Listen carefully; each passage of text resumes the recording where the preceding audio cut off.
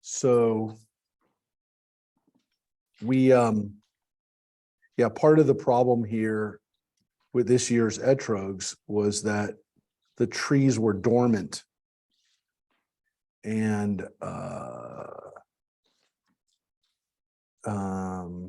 there you can see the guys looking at his etrogs. So these are not, yeah, these are not theirs.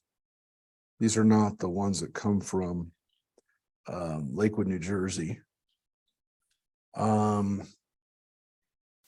So it says right here, citrons are Lynn Cove Ranch's biggest income producing crop, accounting for about a third of its annual revenue.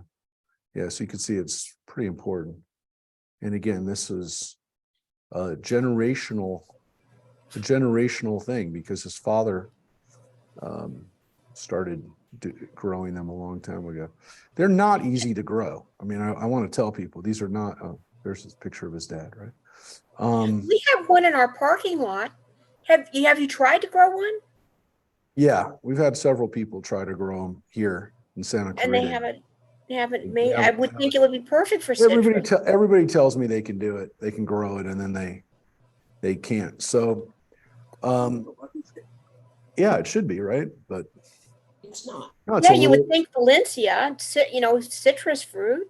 And they had lemon groves all over this, yeah, all over this valley at one point. But those are etrog, and this is a little bit more yellow. It was pretty green. Well, this wasn't the one from our house. This is another one, but yeah, they were both green. Trust me. The one at my house is still, I used it this morning. But yeah, it's starting to age, and even I can already tell as it ages, it's not going to get, it's going to stay green the whole time. So yeah, wherever this was grown, assuming that I think this was grown in Israel,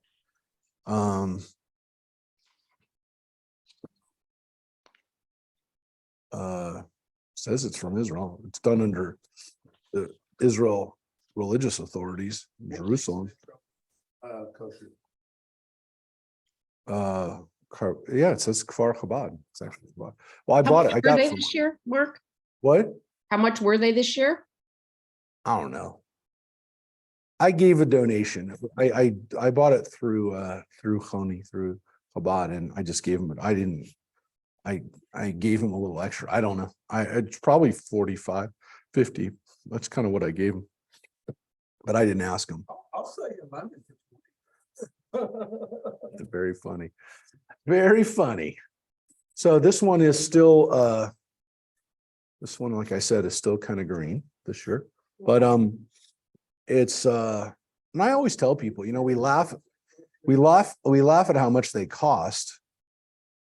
See, here's the guy inspecting. This is an etrog inspector. If you ever wondered what an etrog inspector looked like, this is the etrog inspector right here. That's what makes it fun. But what? What? Mike had asked before what makes it cool. No, I mean, it's got to be, look, they got to know that, well, first of all, it has to have the pitome. It has to have that little bit there, right? But, it has to be a certain size. It has to have, a certain amount of width around, it's not just, it can't be shaped in like a lemon. So if it's kind of like oval shaped, it's not good. It has to kind of be shaped almost flat at the bottom. It doesn't have to be flat like that, but it needs to have that kind of shape. So yeah, we'll shake it in every direction for those who are not here.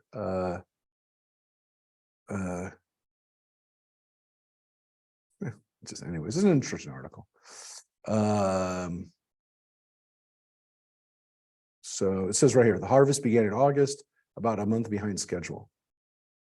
The crop was too small to justify a trip from Rothberg and his colleagues to inspect the citrons. Wow. That's not good at all. I wonder if it said, I can't remember if it said how many total they harvested. So let me just see. If they said how many they were. Yeah, see, it takes 5 to 6 years to grow before it has fruit. And I was just trying to see if it said somewhere how many he picked this year. Can you post this article or send it to me? Oh, yeah, or of the course. whole thing? Thanks. Yeah, Okay. yeah, of course. Yeah, I mean, I don't know if it's behind a paywall for people, but I had LA Times for a little bit and then I stopped it and started, I don't know. For some reason I was able to get it. I'm going to put it up here in the chat box. Okay. But yeah, I mean, my guess is that it's worth a lot of money. If you can get a good amount. Let me see what it says. I don't know if it said anywhere how much. No, I didn't see it, but maybe I didn't. Was it in the range like $40, I read it kind of $50? quick this time. What? Was it in the range of like $40, $50? Yeah. So I said it's probably, yeah. I mean, Okay. Said think it was about, 45 it said he of got this. 30% of last year's. I saw it flash by, but I don't know if he gave the number. Yeah, I don't know. Like I said, I gave about 50, but I didn't know. Yeah. I just don't. Yeah, I don't see if it said how many they grow, but if you think about it, that's pretty amazing. Mm-hmm. The markup of a piece of fruit is. Now, is this the early ancestor of a lemon, or is it different citrus? No, it's from the same family. It's a citron. That's the family. So is this what a lemon would have looked like in ancient times? Like this No. with thick? No? I think it's a different fruit. definitely would have looked more like this. The question of whether this is actually the fruit is a little bit difficult to say. So, It's because just I'm thinking that the original that we've bred lemons to have thinner and thinner skins and more juice, right? the Bible doesn't specifically say a lemon. It doesn't say a citron. It says the fruit of a goodly tree. Now, for a long time, and again, since the Talmud, it differentiated that it was that's what it was going to be. So, I don't know that the citron, the etrog that we're holding here is, I don't know if it looks exactly like they did, before. I will tell you that as a symbol, the lulav and etrog were used, I'll show you right now. I mean, these were Jewish symbols long before there were,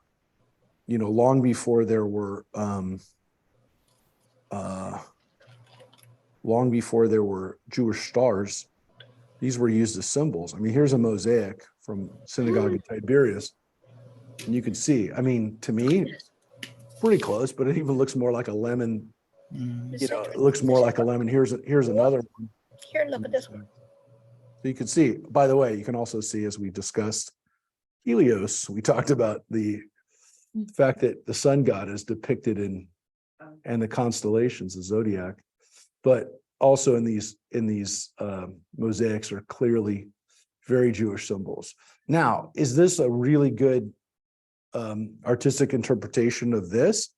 Not necessarily. I mean, is this because ours is different, or because the artist who did it, kind of did a more artistic representation of it rather than like, I need to get every detail right. So I'd be careful to say, hey, look, this is exactly the way it looked like, not least of which is the artists themselves could have been Greeks or Romans who, were doing art based on what the Jews were telling them to do.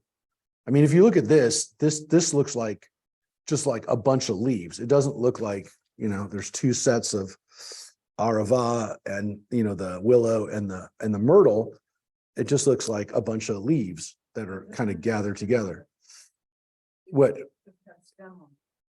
On the citron? Well, I mean, there's a question of like, are they trying to depict that there? I mean, it's difficult to say, but I'd be careful to interpret that, this is exactly what an etrog looked like 2,000 years ago. But again, it's artistic. It's not necessarily, was not maybe even necessarily done by a Jewish artist. You know, they kind of gave them examples of, or told them what to do. I mean, we don't know. We're not 100% sure. But again, the interesting thing is here, you can see that the inscription itself is in Greek, and some of the other artwork, as we said, you know, the style, you can see this pattern is a definitively Greek pattern.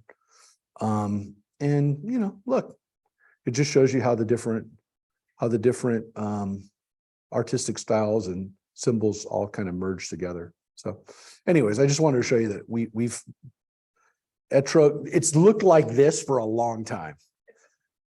Again, the Bible doesn't say, and again, people go, it says the fruit of the goodly tree. I know, but by the Talmudic period, it was this. Anyway, so the blessing we say over it is Al Netilat Lulav, Baruch Atah Adonai, Eloheinu melech haolam, Asher kidshanu b'mitzvotav v'tzivanu, Al Netilat Lulav, and as we shake it in every direction, again, we're praying for the cycle of rain. Somebody else wants to give it a shake. You can pass that around. We'll pass that around here as people have a chance to do that mitzvah. And again, the holiday obviously also includes the mitzvah of eating a little something in the sukkah, which people are, you know, if you're here or nearby, you can swing by and eat something in the sukkah. We can give people a chance afterwards to do that too. But Sukkot is really is meant to be a time of celebration, a time of you know, of being happy. And last week we read Ezekiel talking about what was going on in the temple during his time, which again, he wasn't even at the temple physically. He was there spiritually, or his spirit was there, or his vision took him there. But Can you make the font a little bigger? yeah, absolutely. Okay. I was going to just make it a little bit bigger. And there's a few ways of doing that here, but I'm gonna do it by just zooming in. Yeah, if you just put it back. Thanks, Jesse. We don't have, you know, what was it like for Ezekiel as a priest to not be in the land of Israel? Obviously, it was very hard because he was a priest. In addition to being a prophet, he was a priest, so he's not able to do what he's supposed to do. He saw in the vision that we read last week that people are offering up offerings to idols. They're practicing pagan rituals and in the temple. So he said, you know, again, over and over again. And when the people come back, when the exile is over, people will come back and they will do away with the detestable things and all the abominations, right? And we read, I will put within them a new spirit, a ruach chadashah, a new spirit, and I will remove the heart of stone that they have and put within them a heart of basar, a heart of flesh. Now that seems kind of weird because, of course, most of us would say we have a heart that's made of flesh, but he calls the hearts that they had in the past a heart of stone, which of course means that they're unable to change. They're unable to break out of the stuff that they're doing. And essentially, again, you know, a heart of flesh implies their ability to change, to grow, to admit mistakes, to not be what we would call hard-hearted and stubborn, and hard-hearted in the really dangerous way. And so a heart of flesh has this idea of you know, not just humanity, but you know, a sense of what God wants from us to be, which is human and in a good way. It's one of the reasons why when you also see the phrase sometimes used that I will circumcise their heart, which is an interesting phrase that we've seen.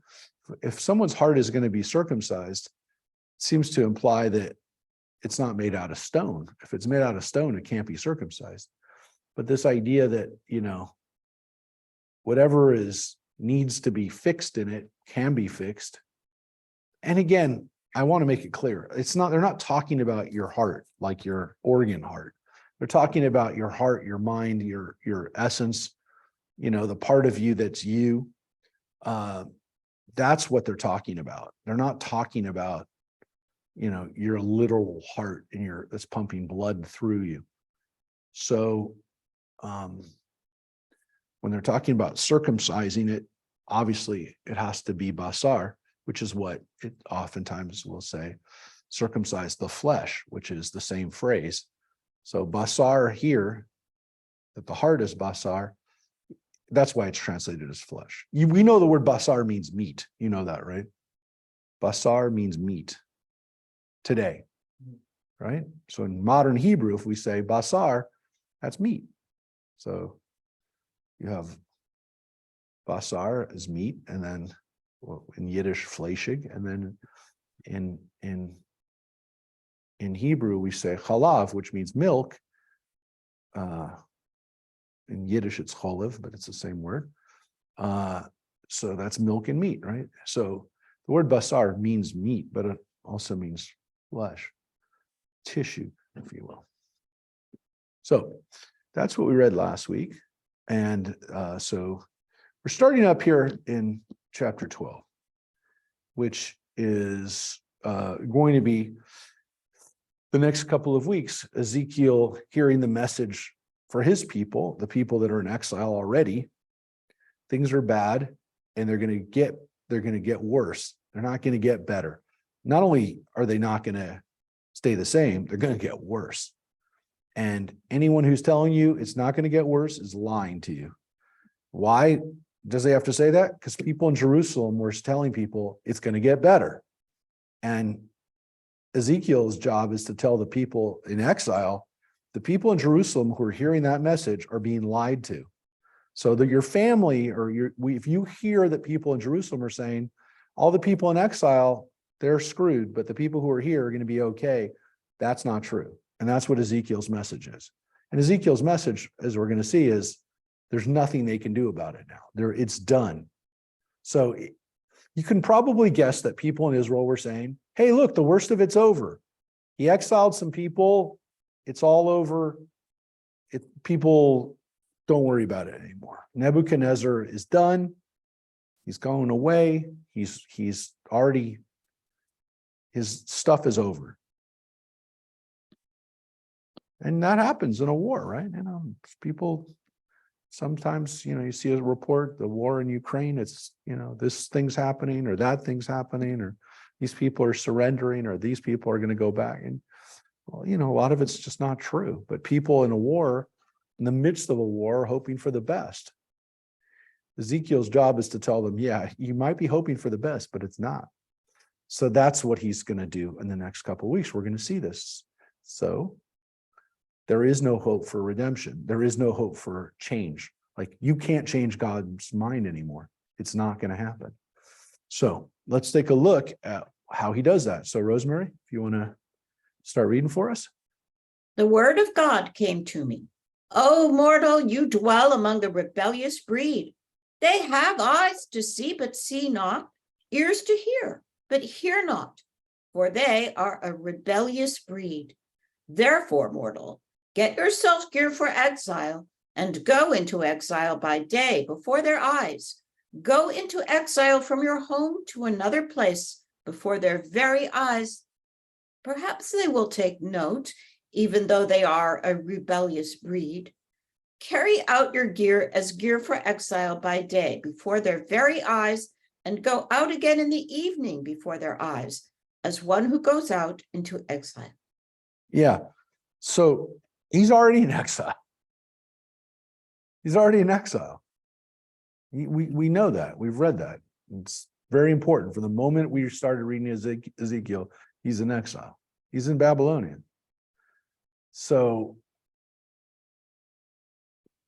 we read last week and the week before that he does these performance prophecy, if you will, where he acts things out, right? He does things to show people, teach people, to demonstrate in front of their eyes what's happening. So in front of the people, he's got to pretend like he's going into exile. He's got to dress up like he's in exile. He's got to dress up like he's being driven out of his house. Put on a backpack. Take your tent, put it on your back. Whatever gear you take with you when you're going to be going on the run, not settling down, not finding a place, but the opposite. That's what you do. Every day you go out and you show the people that you're in exile. That's pretty demonstrative. Before their eyes, break through the wall and carry the gear out through it. Before their eyes, carry it on your shoulder. Take it out in the dark and cover your face, that you may not see the land. For I make you a portent to the house of Israel. I did just as I was ordered. I took out my gear by day as gear for exile, and in the evening I broke through the wall with my own hands.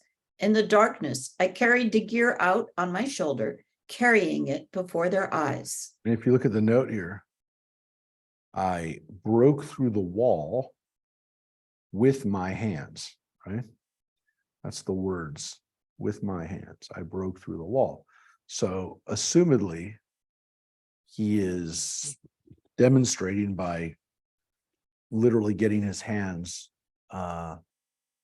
like he's picking himself out of rubble. He does this act. It seems like it's going on every day, or at least some period of time he's doing it. In the morning, the word of God came to me. O mortal, did not the house of Israel, that rebellious breed, ask you, what are you doing? Say to them, thus said the sovereign God, this pronouncement concerns the prince in Jerusalem and all the house of Israel who are in it. So when they ask you what you're doing, you tell them you're enacting what's going to happen to the current, well, it says prince, but assumedly he's referring to King Zedekiah, who's the last king standing, right? He's the last one of Josiah's sons who was there in Jerusalem. So the Hebrew word that's used here is not melech, it is nasi, which is why it's prince. We actually today in Israel, we use the word nasi, means president. President. It's definitely more of a ceremonial title. It's less than a king. It's less than a ruler. It's why some people would say it's like a vice president. But in Israel, the president is a ceremonial position. The head of the government, the prime minister, right, which is what the prime minister means, is Rosh HaMemshalah. In Hebrew, the head of the government, Netanyahu, is called Rosh HaMemshalah, the head of the government. It's different, So it definitely has this understanding that it's not the same as king. Is that meant by God to send a message saying, Zedekiah is king, but he's not really a king. I mean, he's less than a king. He's a king to some extent that's sitting there with the blessing of Nebuchadnezzar. But again, that's the word that's used. It's not, that's why it says prince. That's what it says. Say, I am a portent for you. As I have done, so shall it be done to them. They shall go into exile, into captivity. And the prince among them shall carry his gear on his shoulder as he goes out in the dark. He shall break through the wall in order to carry his gear out through it. He shall cover his face, because he himself shall not see the land with his eyes. If you look at that, it's just pretty much the same. What do we know about Zedekiah? He was blinded, right? King Nebuchadnezzar had his eyes gouged out after he killed his sons. He had his eyes gouged out, so that would be the last thing he saw, and he was blind for the rest of his life. We also know that Zedekiah literally climbed his way out of the city. He came out of the rubble, came out of a hole in the wall, almost described like he's almost emerging from a womb when he went out of Jerusalem, out of the wall of Jerusalem. And even to this day, when you go around the Damascus gate, there's a little area that's called the Zedekiah's escape tunnel. So there's a tradition again that we still know where even that place was where he got out. So it's a message to the people in his community. Don't think the people back there are going to have it easy.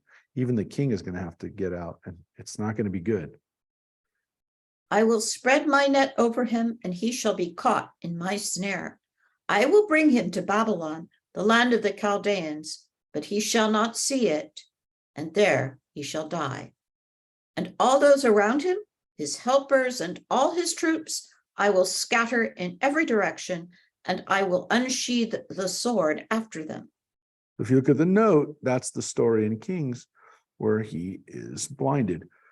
So if Ezekiel says these things, and indeed he's blinded, then that's a pretty heavy-duty prophecy. I mean, that's Ezekiel is laying out a prophecy, again, assumedly a few years before it happens, of something that, I mean, that's pretty precise. That's not just Jerusalem will be destroyed. The king is going to be blinded and then taken into captivity. I mean, I guess it's not like completely unfathomable. It's not like I can't believe that would happen, but it's still pretty specific. Then, when I have scattered them among the nations and dispersed them through the countries, they shall know that I am God.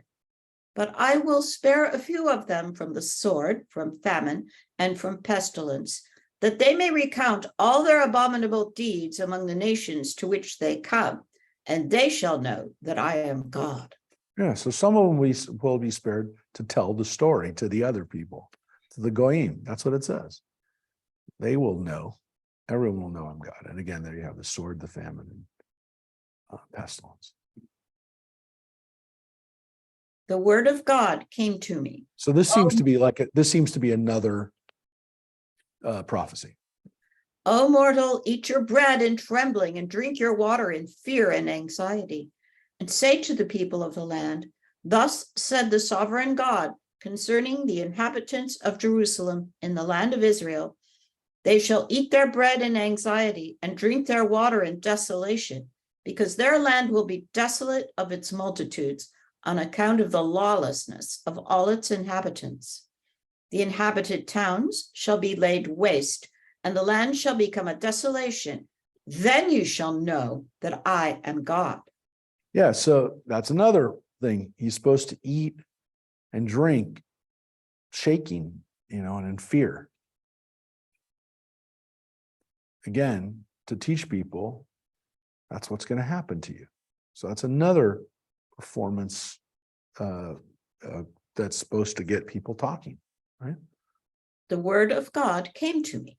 O mortal, what is this proverb that you have in the land of Israel that you say, the days grow many and every vision comes to naught? Assuredly, say to them, thus said the sovereign God, I will put an end to this proverb. It shall not be used in Israel anymore. Speak rather to them, the days draw near and the fulfillment of every vision.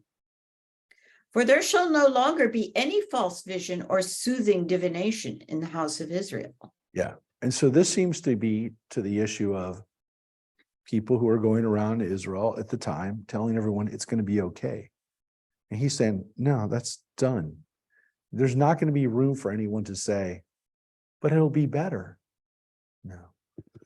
He's saying it'll be the end to it. And and again, we don't know the saying. We don't, the saying was put an end to. People stop saying it. And it's the word that's used here, this proverb. The Hebrew word is mashal, which is a proverb or an idiom, or the word we also use for parable, that those things will no longer be said. Whatever it is, whatever the proverb is, it won't be said anymore. This is it. Well, I'm done. So here's the last paragraph of that. But whenever I, God, speak what I speak, that word shall be fulfilled without any delay. In your days, O rebellious breed, I will fulfill every word I speak, declares the sovereign God. Yeah, and there's, again, you've been hearing prophecies. This is going to happen. This will happen one day. That things will be okay. No, let me make it clear. Every prophecy that says the destruction is going to happen, it's going to happen, and it's going to happen soon. And those other prophets that talked about it, Jeremiah, Isaiah, all these other prophets that you've had, ones we haven't read yet, who are also older than Ezekiel, ones that are in the next section. All those prophecies, they're going to come about. There's no more waiting. And all those other prophecies that, again, people said, well, maybe it'll be better. No, time is up. Time's up. Another prophecy. The word of God came to me. See, O mortal, the house of Israel says, the vision that he sees is far ahead, and he prophesies for the distant future. Assuredly, say to them, thus said the sovereign God, there shall be no more delay. Whenever I speak a word, that word shall be fulfilled, declares the sovereign God. Yeah. Which seems to be, again, connected to the previous one, which is, we're not waiting anymore. All those prophecies that say the destruction's happening, they're coming. No, they're coming now. There's not going to be a delay. That's the word, right? So again, every time we see that beginning there, Vayihi Devar Adonai, came to me, the word came, and this is what it said. And here we have another one. That's why, again, another chapter starting, but it's very similar to the previous ones. The word of God came to me. O mortal, prophesy against the prophets of Israel who prophesy. Say to those who prophesy out of their own imagination, hear the word of God. Thus said the sovereign God, woe to the degenerate prophets who follow their own fancy without having had a vision. Yeah, they're lying. They never had a vision. They're lying. I know they're lying. I hear them and they're telling people things and they're lying. Your prophets, O Israel, have been like jackals among ruins. You did not enter the breaches and repair the walls for the house of Israel, that they might stand up in battle in the day of God. They prophesied falsehood and lying divination. They said, declares God when God did not send them. And then they waited for their word to be fulfilled. Yeah. So these people are lying. They're lying prophets. The phrase that's used there, again, is the same phrase that he often, or other prophets use that we've seen. Ne'um Adonai, declares God. Well, he's saying these people are walking around saying declares God, and they're lying, right? So all these people are lying. It was false visions you prophesied, and lying divination you uttered, saying, declares God, when I had not spoken. Assuredly, thus said the sovereign God, because you speak falsehood and prophecy lies, assuredly I will deal with you, declares the sovereign God. My hand will be against the prophets who prophesy falsehood and utter lying divination. They shall not remain in the assembly of my people. They shall not be inscribed in the lists of the house of Israel, and they shall not come back to the land of Israel. Thus shall you know that I am the sovereign God. Yeah, so that's their punishment. They don't get to be part of the community of Israel. They're not going to be inscribed. They're not going to be, assumedly, this isn't like necessarily the book of life. This is the genealogical roles. These are the roles of the community, right? These are who's in the community. They're not going to be on that list anymore. And they're not going to come back. So these prophets, there is going to be a punishment for what they did. So again, this is a little different than what we've seen in the past. Here, Jeremiah does it too, a little bit, but this is about calling out those prophets that have been leading the people astray. That's part of the problem too. It's not just the kings, it's not just the priests, it's not just people worshiping idols. It's people speaking in God's name that are wrong, that are lying, that are telling people things that God didn't tell them. And God's saying, I know they've been doing it, and they've been destructive too. And I'm calling them out, and they're going to be punished. Inasmuch as they have misled my people, saying, it is well when nothing is well, daubing with plaster the flimsy wall that the people were building, say to those daubers of plaster, it shall collapse, a driving rain shall descend, and you, O great hailstones, shall fall, and a hurricane wind shall rend it. Then when the wall collapses, you will be asked, what became of the plaster you daubed on? Assuredly, thus said the sovereign God, in my fury I will let loose hurricane winds. In my anger a driving rain shall descend, and great hailstones in destructive fury. I will throw down the wall that you daubed with plaster, and I will raise it to the ground so that its foundation is exposed. And when it falls, you shall perish in its midst. Then you shall know that I am God. And when I have spent my fury upon the wall and upon those who daubed it with plaster, I will say to you, gone is the wall and gone are its daubers. The prophets of Israel who prophesy about Jerusalem and see a vision of well-being for her when there is no well-being, declares the sovereign God. Yeah. And that is the phrase, Ne'um Adonai, declares God. This is what God really declares. So again, he uses this image of people trying to repair a wall, What wall? any wall, their homes, the walls of Jerusalem. It just says homotides. It's walls, right? But they're daubing it with plaster, right? They're not even cementing it up. They're covering it with a superficial coat. The plaster is not meant to be anything that can withstand any type of strength. It's literally a superficial coat. It's like saying, okay, there's no brick behind it anymore, but we'll cover it up with something so that it looks like there's a brick there. That's what he's basically saying. You're covering it up with superficial materials, with the outer coat. Meanwhile, there's nothing there. So yeah, it's not going to withstand anything. So, and he's saying the wall will be gone, and all those people who did it will be gone too. All those people who thought that they could put up this facade, they're gone too. So this is, a good lesson for civilizations that are collapsing. They're worried about, what's going on the outside, right? We said that we're putting a Band-Aid on it.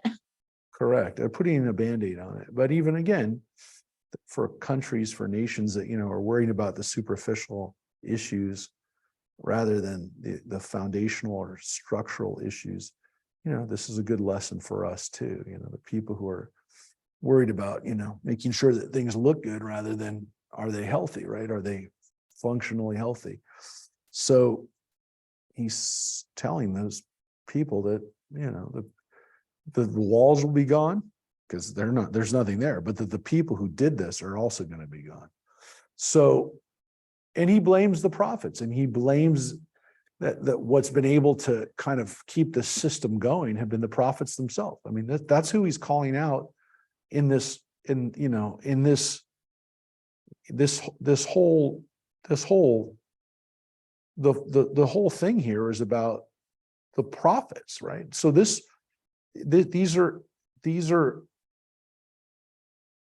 is what they're doing. I mean, he said it's the prophets that are misleading the people, that it is well, daubing with plaster. So the people are building it. It says the people are building it. At the end of the day, it is the people who are doing the work, and they're the ones who should be doing the work. But it's the prophets who are telling them what to do, and then covering it with flimsy nothing, right? So again, God is sending the weather, the rain, the hailstones, the winds, and this is going to destroy it. And that's what is happening. These people are literally now sitting with a hurricane coming at them over this. So that's using the imagery of construction materials. I was reading an interesting story today, by the way, in AP. It was about how people are starting to study ancient building techniques because they realize that the Romans and Mayans and other cultures had some better concrete than we do, which I thought was an interesting story about how we maybe can learn from our ancestors. They used to think that the Romans were kind of lazy with the construction because they noticed that there were places where the limestone was different. And they thought, well, they ran out of stuff and then they used this other stuff. Turns out that some of the limestone that they might have been using actually creates an effect where as the lower limestone starts to wear away, the limestone above it can seep down and fill those cracks back up. So that there actually was like a way for this stuff to kind of be self-healing, that the concrete that they used actually kind of healed itself. And they're also looking at some of the other materials they put in there, which included natural materials, wood chips and other things, which seem to have originally they thought people were just throwing stuff in there because they didn't have materials. And now they're starting to see that maybe there's a reason for that some of the acids and some of the stuff that was in there actually helped the stuff be stronger or mimic some of the things that help trees and other materials withstand weather better than things that we create. So now starting to think maybe there was some knowledge that they had that we don't have, and that there's a reason why the Romans built stuff that lasts 2,000 years and our stuff lasts 50 to 100 years when it starts to deteriorate. So look, the stuff in China deteriorates before they even finish it. I've seen it with my own eyes. There's projects that I've been there that part of the project was finished and the first stage of the project that was done 6 months ago was already cracking and falling apart. So that's unbelievable. But it does tell us a little bit about a culture, a society, when their buildings are falling apart. And oftentimes, again, it's a facade. I told people that was my experience when I went to Soviet Union in 1989. I went to St. Petersburg at the time it was Leningrad, and they had these beautiful buildings that had this facade that were all supposed to be recreations and preservations from the time of Peter the Great, and it actually was all crumbling. I mean, like they didn't want you to go into the building because as soon as you stepped behind the facade, it was completely a disaster. It was only the outside that had been painted. And the Russian government, the Soviet government, wouldn't let people go into these buildings, tourists go into these buildings, because they didn't want people to know how bad it was. I mean, there were reporters and people who did go in, but you weren't supposed to. And that's because they didn't want people to know how messed up it was. So, cultures do that. I mean, civilizations do that. They put a facade up, and it turns out, again, it's literally just a facade. So, again, a good reminder for us. So let's look at another image that Ezekiel gives us here, or God gives Ezekiel. Here's another one. And you, O mortals, set your face against the women of your people, who prophesy out of their own imagination. Prophesy against them and say, thus said the sovereign God, woe to those who sew pads on all arm joints and make bonnets for the head of every person in order to entrap. Can you hunt down lives among my people while you preserve your own lives? Now, what is that? that's why I didn't want you to go any further, Rosemary. We don't know exactly what's going on here. If you look at the note here, it says, meaning of Hebrew uncertain. Meaning of Hebrew uncertain. We don't really know. Does your King James have a different translation, Mary? Does it say sew pads? Pillows, yeah. It's a no. I mean, they're all. And what about make bonnets? What is that one? Yeah, it seems like it's based on the language, and that's why the notes will kind of always be around this.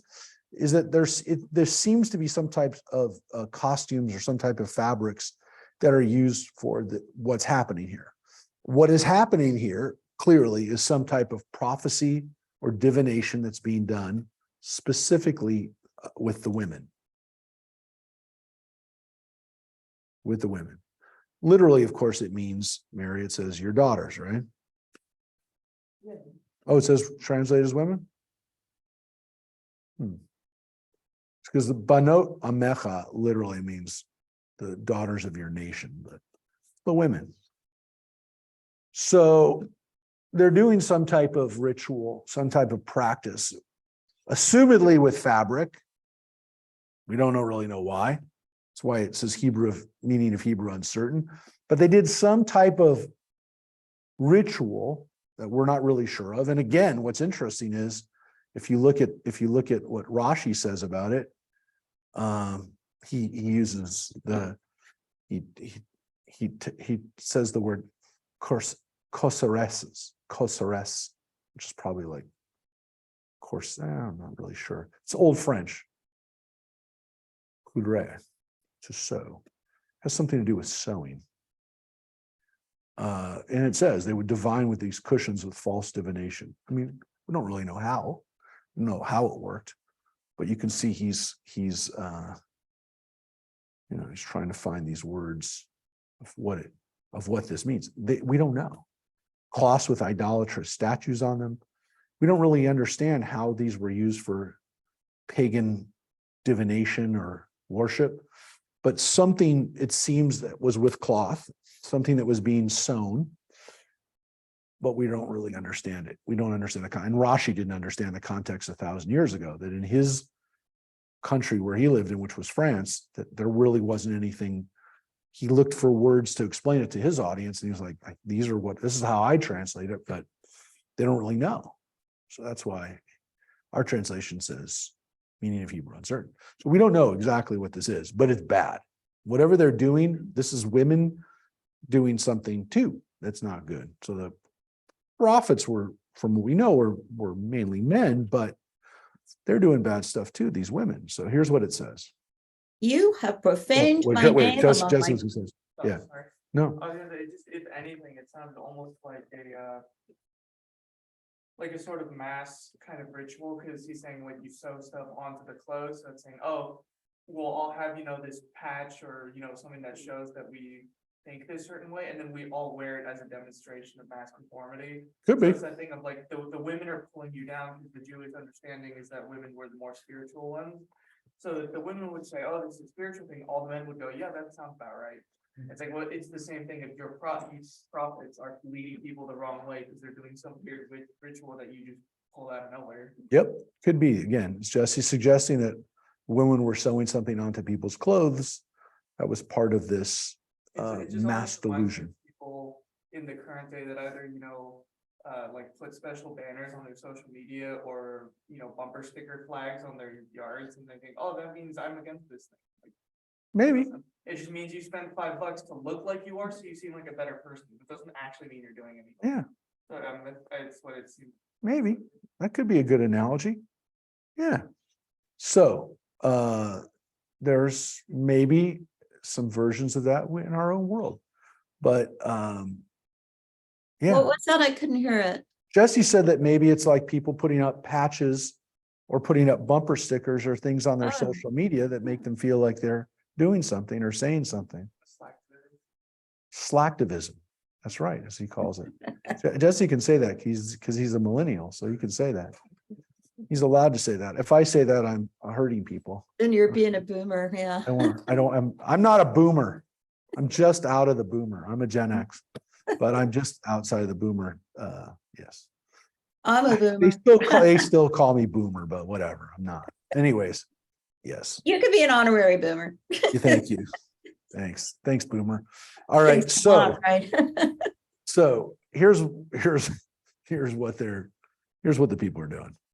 You have profaned my name among my people in return for handfuls of barley and morsels of bread.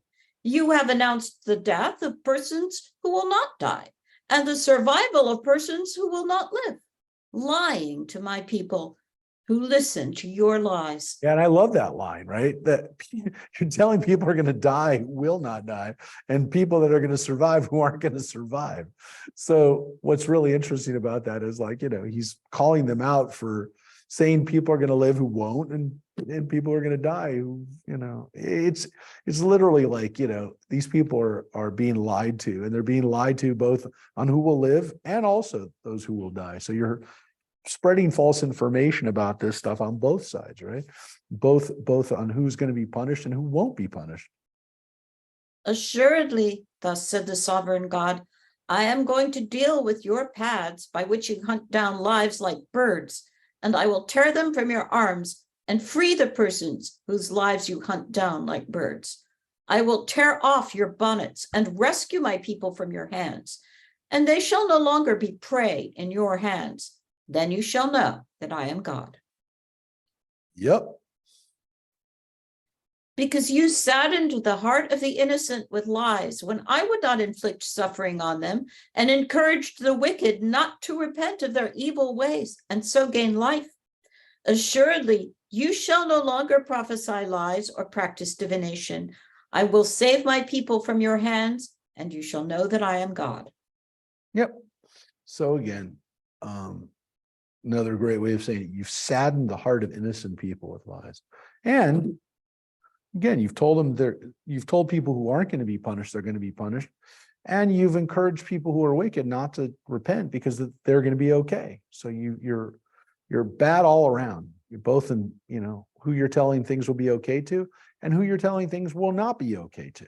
So let you know what he was dealing with, what Ezekiel felt the people, or what God felt the people were doing. And again, some of this is back in Israel itself. Now, it seems like in the last few chapters, he's really talking about people who live back in Israel still, that are in Judah, that are in Jerusalem. Not this chapter. Look at this chapter. Certain elders of Israel came to me and sat down before me, and the word of God came to me. O mortal, these men have turned their thoughts upon their fetishes and set their minds upon the sin through which they stumbled. Shall I respond to their inquiry? So this seems like people are coming to him in Babylonia. It's what it seems like, right? It says people have come and are now talking to him. They're now responding to him. They're recognizing him, and they're doing something with him. And again, same words, B'nai Adam, they're Ben Adam. That's what he's called. That's what Ezekiel's called, right? Now speak to them and tell them, thus said the sovereign God, if anyone at all of the house of Israel turns their thoughts upon their fetishes and sets their mind upon the sin through which they stumbled, and yet comes to the prophet, I, God, will respond as they come with their multitude of fetishes. Thus I will hold the house of Israel to account for their thoughts, because they have all been estranged from me through their fetishes. Yeah, so that seems to imply that the people are still worshiping these other gods. That seems to be the emphasis here, is that they're still doing it, and they want to talk to God. Meanwhile, they've got these idols still. Now, again, is God holding them responsible for their thoughts? Because we normally understand that God doesn't hold people responsible for things they think. They only through their actions. So it says, for their thoughts. Ulehem. But it says right here in the previous paragraph, though, they turn their thoughts upon these fetishes, right? And set their mind to sin. So it's that they've already decided that this is what they're going to do. It's not that they're like just thinking about things. That's what they are thinking. That's what they are thinking. They're thinking that this is their God, and they want to talk to me, right? That is kind of wild. So he says, I'm going to hold them accountable. Now say to the house of Israel, thus said the sovereign God, repent and turn back from your fetishes and turn your minds away from all your abominations. For if anyone at all of the house of Israel or of the strangers who dwell in Israel breaks away from me and turns their thoughts upon their fetishes and sets their mind upon the sins through which they stumbled, and then goes to the prophet to inquire of me through him, I, God, will respond directly. Yeah. So if the people have made up their minds, if they have decided they're going to worship idols, I don't want to hear from them. I'm not going to talk to them. I'm not going to respond to them. But if they turn their thoughts back to me and stop doing what they've been doing, I will respond. Yeah. What's interesting here is it says, or the strangers who dwell in Israel. Well, are these people living in Israel? Are these people living in Israel? Or are these people that are Israelites that are Judites that are living in captivity? But it's interesting that it seems to be also talking about people who are living in Israel. Then it seems to include people who are also not necessarily Israelites, but people who are dwelling in the land of Israel. So, yeah. I will set my face against that party and make them a sign and a byword, and I will cut them off from the midst of my people. Then you shall know that I am God. And if a prophet is seduced and does speak a word to such people, it was I, God, who seduced that prophet. I will stretch out my hand and destroy that prophet from among my people Israel. Thus shall they bear their punishment. The punishment of the inquirer and the punishment of the prophet shall be the same, so that the house of Israel may never again stray from me and defile itself with all its transgressions. Then they shall be my people, and I will be their God, declares the sovereign God. Yep. Again, there's that phrase, Neum Adonai. Adonai. It's Adonai, the Yud Hey Vav Hey name, that's Adonai. That's why it says sovereign God. How does the King James translate it? Yeah. The reason that they do that is they don't translate the second Adonai as Lord, because it would be Lord, Lord, but that's Lord written out for any Lord, and then this is the Lord that's written out for God's name, the Yud Hey Vav Hey name. So if you did a better translation of it, actually maybe this translation maybe has it. There's different, you can actually look at different translations on this. Yeah. This one doesn't say that. What does it say? It says the Lord God. Yeah. But yeah, I mean, the important thing here is that God is saying people that are continuing to worship other gods. I'm trying to make it so that these people won't do that anymore. I want to destroy idol worship from amongst our midst. Now, keep this in mind, because I don't know if we're going to get to it today, but we will get to it, if not today, the next week. There seems to be this problem, of course, that the Israelites, because they were in the land of Canaan, were constantly being exposed to idol worship. They were constantly being exposed to the practices of the Canaanites, and this was a problem. This was a problem that God couldn't fix. What you start to get in Ezekiel, and you'll also see it in the other prophets who kind of, and I guess to some extent, the narrative and the way the rabbis kind of refresh this, is that, interestingly, the exile experience helped the Jewish people become really monotheistic, because when God was with them in the exile, then they realized that God wasn't just the God of the land of Israel. God was with them in exile, returned them from exile, and was therefore the God of everything. And it was the people who came back from exile who were the really, really, really monotheistic folks. They were the ones who were the most impressed, the most devoted to God. And if there was any challenge to that type of devotion, it was maybe to the people who stayed behind. The really, really, really devoted people, and we'll see that a little bit also when we get to the book of Ezra, are the people who came back out of exile. One caveat. And this is what makes people really, really upset in the book of Ezra. And during that period, which is about 100 years after this, about 100 years after Ezekiel, we get to Ezra.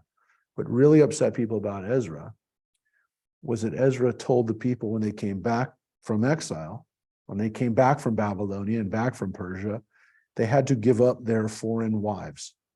And that freaked people out. And it still freaks people out because it was almost as if Ezra was saying, yeah, the exile experience taught you not to be worshiping idols. But if you wind up exporting idol worship back to Israel from these communities that you marry these women, you're going to wind up with the same problem that we had before. We have a chance to have a fresh start. If you bring this idol worship back, we're going to continue to have this problem. And the blame was put on that. I will tell you, there's a logic to it. It's not necessarily a logic that we like, but the logic was, let's get this out. Let's not have this be a problem anymore. We don't have to go backwards. It also, though, takes little consideration for this fact, which is there's always going to be cultural influences from outside, even if they're not married to you. So if you have a wife that happened to worship Marduk, that makes sense, or Ishtar, that's dangerous. That's something you didn't want to have in your family. Let's not have our kids worshiping Ishtar too. I get it. But that doesn't mean that 100 years later or 200 years later, 250 years later, when Alexander the Great's armies come marching across from Greece and Macedonia, that they march over with Apollo and Zeus and all these other pantheon of gods, and people are going, oh yeah, let's worship those gods, which they did. The Greco-Roman influence on the whatever polytheism there. The idea that you can stop polytheism because you didn't have it in your household is a little naive. You're going to get those cultural influences from other people too, as cultures continue to spread and, So again, there's a logic to what Ezra was saying. And even again, what you start to see in Ezekiel, which is let's not go backwards. When we come back, let's not go backwards. So he's starting to lay that foundation. Ezekiel starts to lay that foundation. So again, they shall be my people and I will be their God. Very similar to what, of course, we have in the book of Ruth, which is, when Ruth says they will be my, your God will be my God, right? Your people will be my people, right? Those are all phrases that are kind of used in her formulation, which is so powerful. But,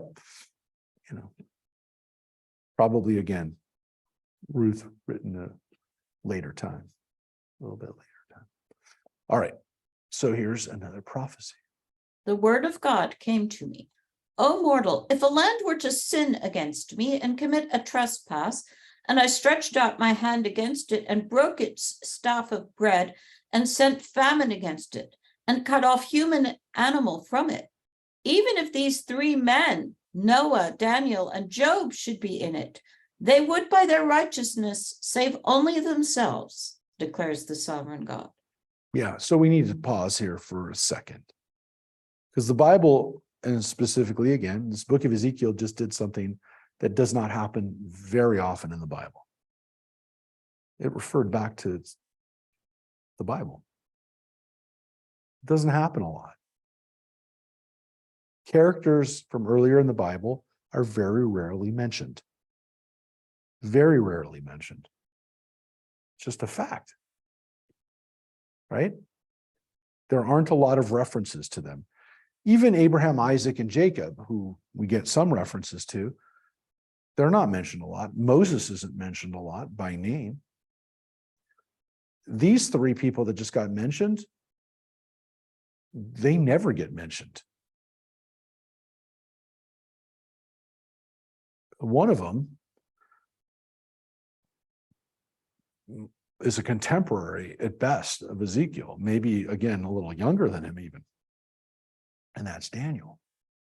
So Noah, Daniel, and Job.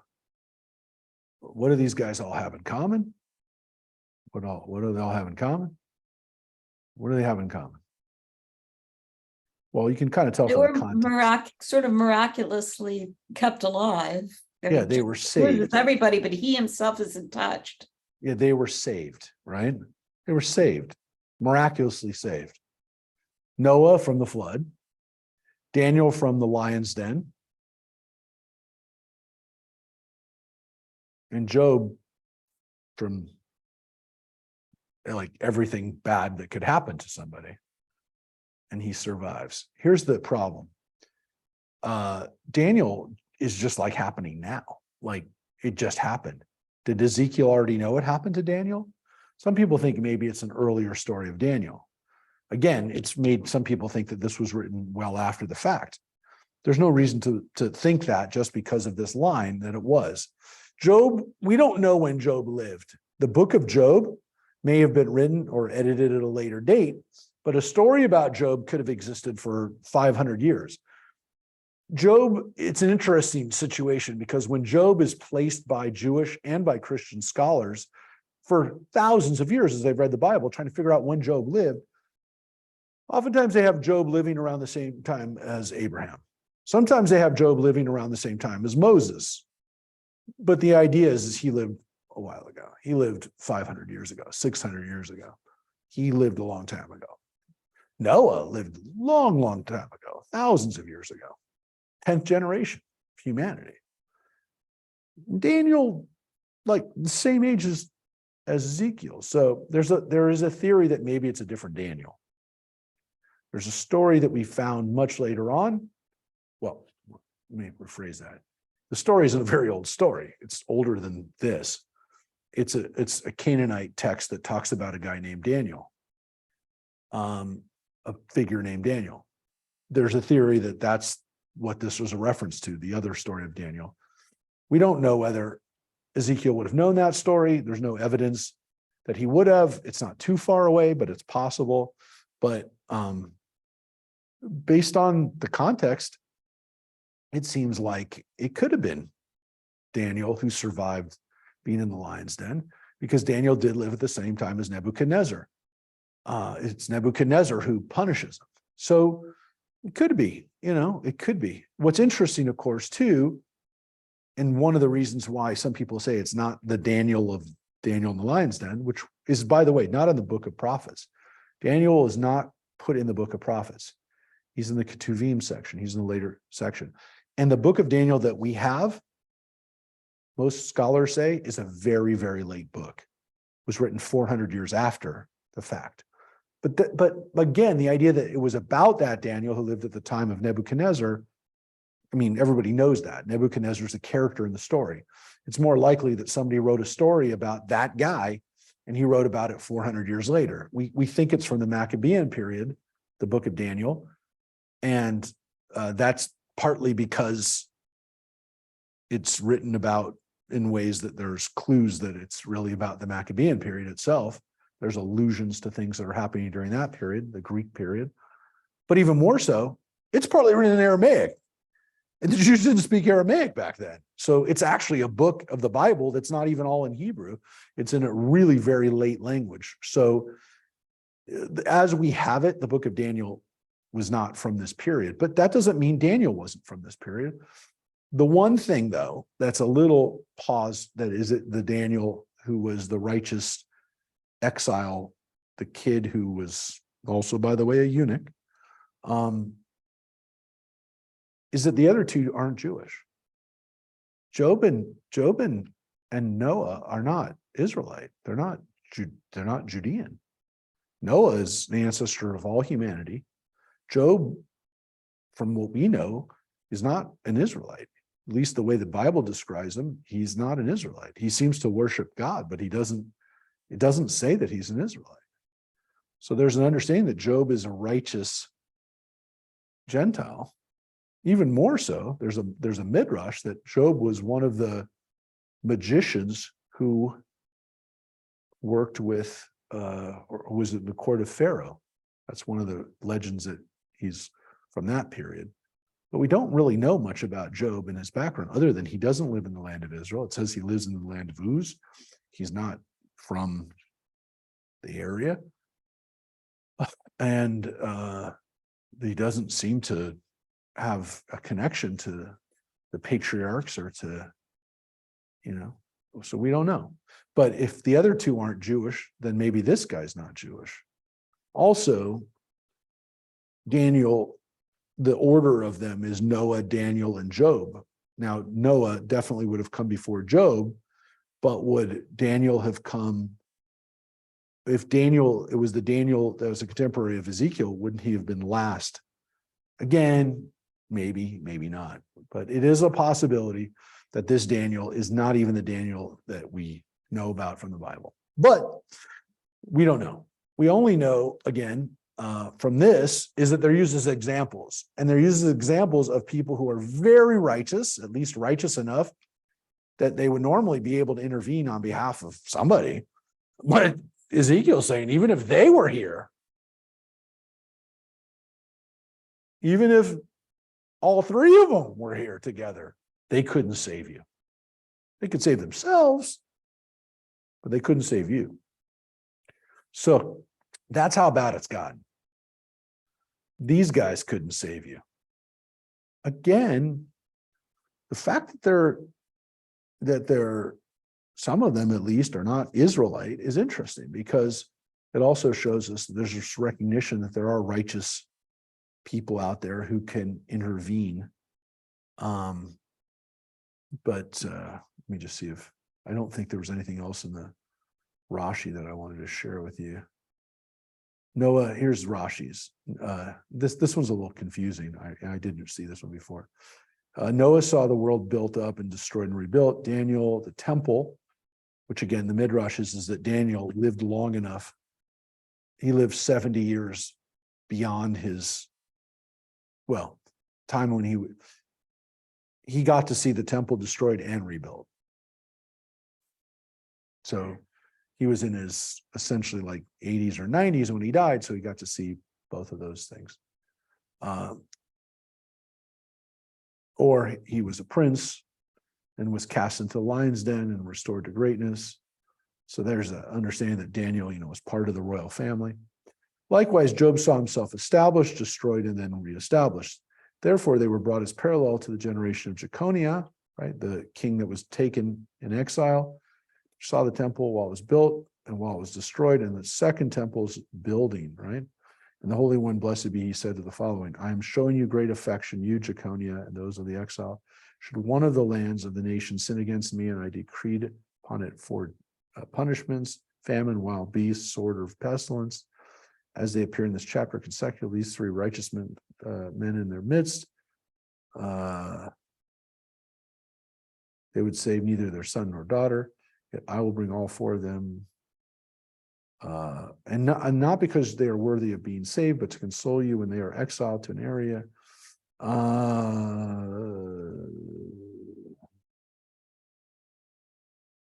Yeah, it's basically telling us that why these three were mentioned. Yeah, not much that is here. Let me just see if there's any in this one. Why are their sons or daughters not mentioned?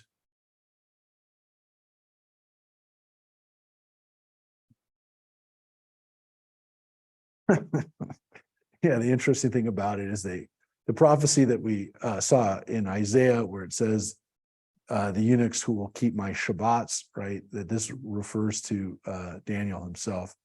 Again, why? Because the prophecy here is specifically said it's about famine, right? And How this do is we not know that Daniel was a eunuch? I think it's because it actually specifically says he was a eunuch. Well, we haven't read that yet. Oh, maybe it says no. it in the book of Daniel. Yeah, in the book of Daniel, I think it specifically says he was a eunuch.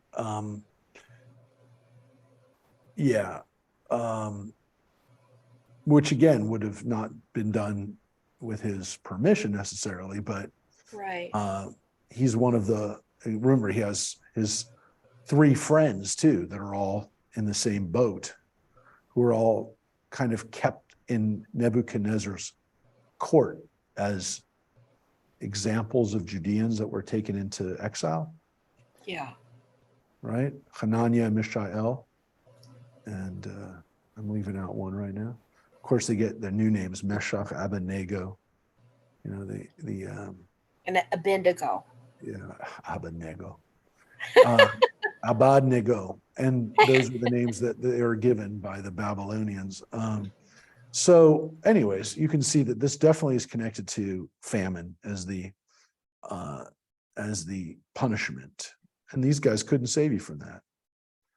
That's the first part. You know, that's one of the things is famine, but that's not the only thing.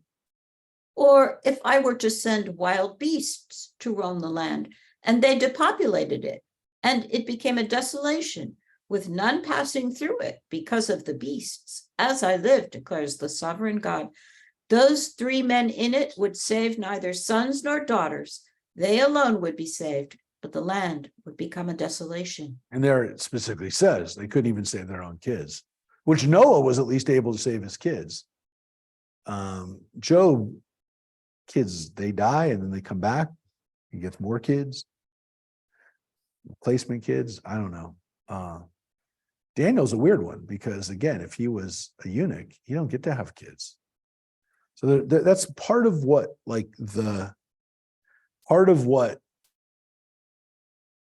is the story about Daniel, which is why they kind of allude to that issue about him being eunuch, is because it says right there that they could save their sons or daughters. So there's something about that. So that's at least like part of the narrative here is, and we know about Noah's sons and daughters in particular, that he got to save his sons and daughters. So it's a weird situation. I mean, if you think about what really happens there, you have Job, well, you have Noah, right, who gets to save his sons and daughters. You have Job, who's saved, sons and daughters die, but then they come back. And then you have Daniel, who's a eunuch, who never is going to have sons or daughters. So there's this weird kind of like spectrum, if you will, of what that means, because it's a part of this, it's a part of the prophecy, or part of the power of what God is telling Ezekiel right here, which is that it wouldn't matter, right? Those kids wouldn't be able to be saved from the wild beast. So the first was famine, next was wild beasts. Or if I were to bring the sword upon that land and say, let a sword sweep through the land so that I may cut off from it human and animal. If those 3 men should be in it, as I live, declares the sovereign God, they would save neither sons nor daughters, but they alone would be saved. There you got it. Oh, so again, that's sword. So we have famine, we have wild beasts, we have sword. Oh, we got one more. Or if I let loose a pestilence against that land and poured out my fury upon it in blood, cutting off from it human and animal, should Noah, Daniel, and Job be in it, as I live, declares the sovereign God, they would save neither son nor daughter. They would save themselves alone by their righteousness. Yep. So there you got the last one, which is pestilence. So here we have the 3 that we've read over and over again: pestilence, sword, and famine. But we had an extra one here, wild beasts, which, by the way, we also of course have wild beasts in the 10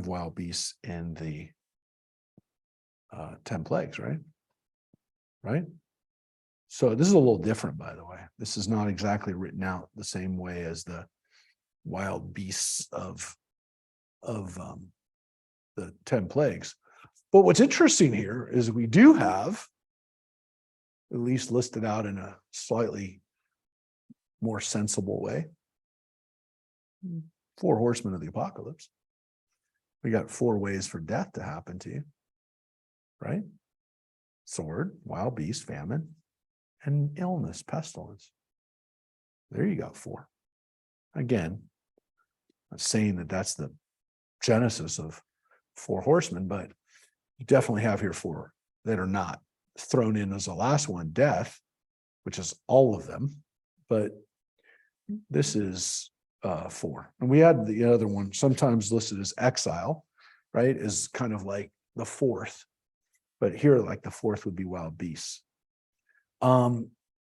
And these are exile not being one of them. These are all forms of death that are going to happen, and they're inescapable. And even righteous people can't save you. And again, here at the last one, the three of them are named in order again, the same order. Noah, Daniel, and Job. And again, it's a very strange thing. We don't have references to people in the Bible. It's very uncommon, very rare for there to be biblical people in other parts of the Bible making their name up there. So so that is the yeah, that's the punishments laid out here. So here's what it says. Assuredly, thus said the sovereign God, how much less should any escape now that I have let loose against Jerusalem all four of my terrible punishments, the sword, famine, wild beasts, and pestilence, to cut off human and animal from it. Yet there are survivors left of it, sons and daughters who are being brought out. They are coming out to you, and when you see their ways and their deeds, you will be consoled for the disaster that I brought on Jerusalem, for all that I brought on it. Yeah. What does that mean? You're going to be consoled for the disaster that I brought on Jerusalem. What's going to console you? What's going to console you? Right?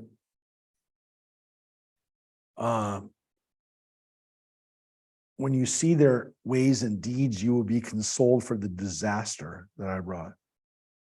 That's kind of a weird phrase, because it seems to be that, like, you're going to be glad that you weren't there. I mean, at least that's the way most people read it.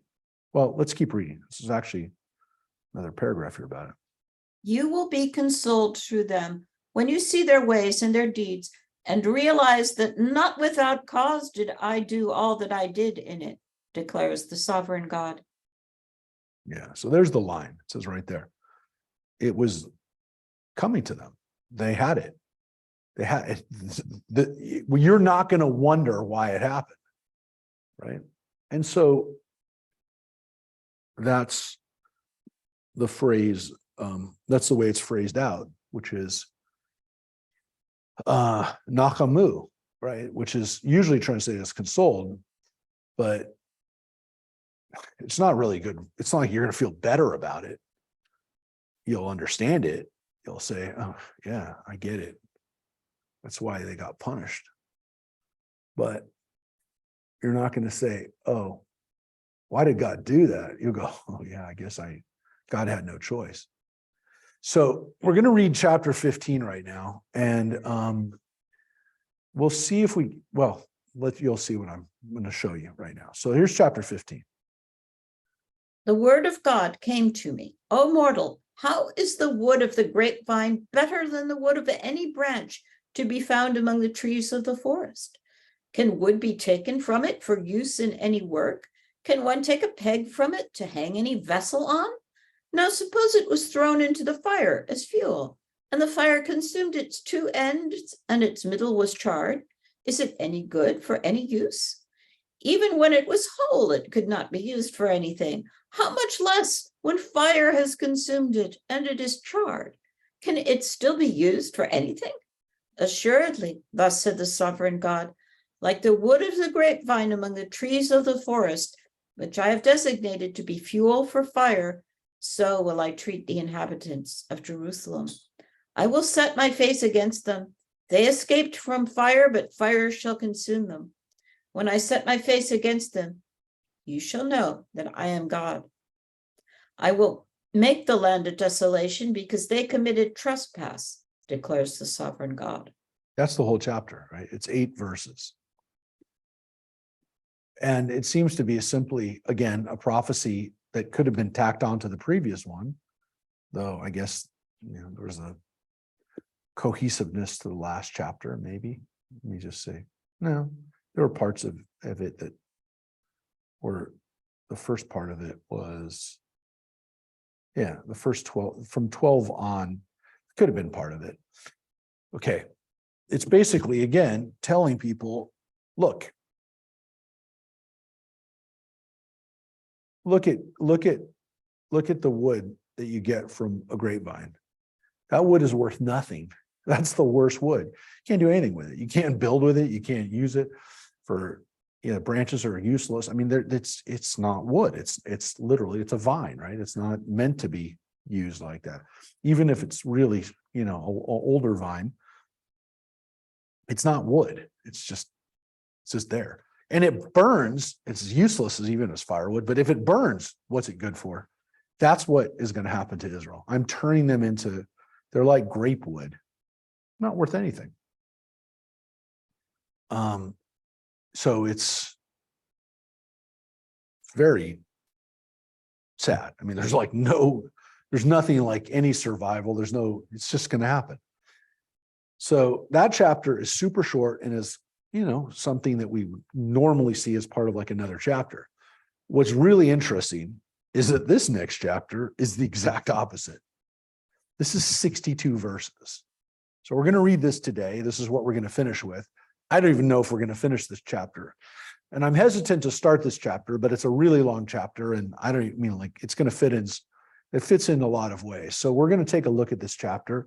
It's got some very interesting things in it. Of these chapters that we're reading, this one's and then next week's, it's got a lot of really interesting things. There's a couple lines especially that we'll take a look at, but again, it's a very long chapter. That was a really short chapter. This one's a really long one. Let's take a look at it. The word of God came to me. O mortal, proclaim Jerusalem's abominations to her and say, thus said the sovereign God to Jerusalem, by origin and birth, you are from the land of the Canaanites. Your father was an Amorite and your mother a Hittite. Yeah, I want to just pause right there. This is actually one of the things I want to tell you. When I read that phrase, clearly the Bible is telling us right here that you're no better than the Canaanites, right? Which is interesting because, again, the Canaanites were bad and they were punished. They were driven out of the land, and now the same thing is happening to you. We've seen that. We see it. We read it in the book of Genesis. I mean, and you'll see the references to Sodom and Gomorrah are here. We read it in the book of Deuteronomy. Don't be like the Canaanites. You'll be driven out like the Canaanites. What's really interesting about this is that what it actually says here is that you are a Canaanite. Now, it could be understood spiritually, but what's interesting is that as we've learned more about archaeology and as we've learned more about linguistics and we've learned more about DNA, we don't know that we are not really Canaanite too. The Bible tells us that there's Canaanite blood that we have within us. Judah's own wife / daughter-in-law, who was supposed to be his daughter-in-law, Tamar, is a Canaanite. It says that she's a Canaanite. Tamar was a Canaanite. There are other people who were Canaanites. However, this phrase flat out says, your mother is a Canaanite and your father is a Canaanite. Now, if we're supposed to understand that literally, then we're also genetically also Canaanite. I don't know what to tell you other than this might be an admission in the Bible itself that our ancestry, even if we're related, even if Abraham came from Ur of Chaldea, came from the area that we're in now with Ezekiel, that part of us, at least, is Canaanite. Not something that we like to wrap our heads around, but this just said it. You can say it's not meant to be literal, but that's what he said. That's what he said. I mean, the verse is pretty literal. It says by origin and birth. Correct. And one could say, by saying both of those things, as Jesse just pointed out, that it is emphasizing it and making clear that you are a Canaanite. So this is an interesting, and I looked at some of the commentary last night, again, saying, why did people not pick up on this more? Because, this definitely seems like an admission of what our real ethnicity is. You know, the theory is even more pronounced. It started being discussed in the 70s. A lot of people felt that it was too political, but the discussion is that what made the Judeans and the Israelites or Judeans was that they were mountain Canaanites who didn't want to have anything to do with the coastal Canaanites who were living in big cities. And they generally were more, look, I will tell you that the main proponent of this was a historian by the name of Norman Gottwald, who was a socialist, you know, believed in kind of dialectical approach to history, who basically said, you know, history is always the tension between different cultures. In this case, it's the culture of the Canaanites who were city dwellers with the mountain pastoral nomads who were our ancestors, who resented the people that were living in the cities. And the stories go all the way back to Genesis with the tension between Cain and Abel. Cain being the city dweller with the agricultural revolution and living in the cities, whereas Abel's ancestor is the patriarch, is the symbol of the nomad who does not want to be encroached on by the city people. Again, it's partly political. It's partly driven by a political reading of history, which says that this is always happening, right? There's always tension between different economic systems. So that's the theory that became popular in the 70s. It was made popular because the archaeological evidence showed that there was never a shift from Canaanite to Israelite. There's no Canaanite to Israelite shift. There's just the people that live there, which you kind of read about in the book, The Source, too. But just understand, that's a little admission maybe of that here. That's all I want to, you know, again, just keep that in mind. There's some very interesting, what would I call it? Neonatal practices, medical practices that we're about to read, which is very interesting because Neil and Haiti Scott just had a baby yesterday. So the Neil and Haiti just had their fourth son yesterday, born Asher Elon. Yeah, he was born yesterday and he's doing very well. And we're at Henry Mayo still. So, but they did not do these things to young Asher Elon, probably. Well, some of them they did, but I don't think they did this one here. Exactly. Let's read this. What do you do when you have a baby born to you? As Here's for what you your do. birth, when you were born, your navel cord was not cut. Yeah, and you were normally it's not cut. bathed in water to smooth you. You were not rubbed with salt, nor were you swaddled. No Yeah, one pitied you enough. so to wait, so whoa, hold it a second. So that's what normally was done. Like normally when you get born, they cut your navel, they bathe you in water, and they rub you with salt, and then you get swaddled. So that's kind of similar. Yeah, rubbing a baby in salt, making them tasty. Make that baby tasty. No, that is a really interesting thing. Now, why do you think why do they rub a baby in salt? Rosemary, why would they rub a baby in salt? I'm trying to think. Maybe to help clean it. If salt will absorb the water. It also is what is salt? A preservative. It's also an antiseptic. It also would Yeah. remove any blood too, right? Don't we salt meat? Correct. It would soak up the blood. It would soak up any disease. It would soak up infection. So it is one of those things that is not easily, it's not. Now their water probably wasn't terribly clean. So this is a way of literally kind of in the ancient world to create a little bit more sterile of an environment for the baby. Take away those things that would any types of infection or any type of disease that would be around the baby, that this would actually help reduce the chances for those kinds of infections. So it makes sense. I wonder where that practice came into being. Probably from the fact that people saw that salt was definitely something that they used to was valuable, but they saw that it actually probably helped people do well when they did it. Probably a little trial and error how they came up with these things. But again, this is what you were supposed to do. Cut the umbilical cord, bathe, rub with salt, swaddle them up, wrap them up. I do a lot of those things today.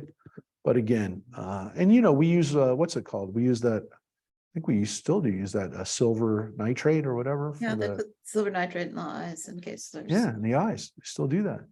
So it's a similar, it's a similar kind of chemical reaction that they discovered that would, help the health of babies as they were being brought into the world.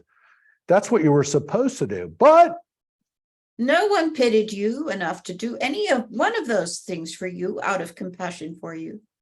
On the day you were born, you were left lying rejected in the open field. When I passed by you and saw you wallowing in your blood, I said to you, live despite your blood.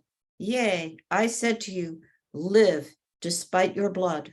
yeah, so you were not healthy, baby. You were not a healthy baby. Now, this may not be going the way, the next verses may not roll out the way you think they are going to roll out. That's all I'm going to tell you. This is a situation of a person finding a child that is not in good shape. From the time they were born, they weren't in good shape. That's us. That's the Israelites. We are like that. We are like a sick baby that nobody wanted to take care of.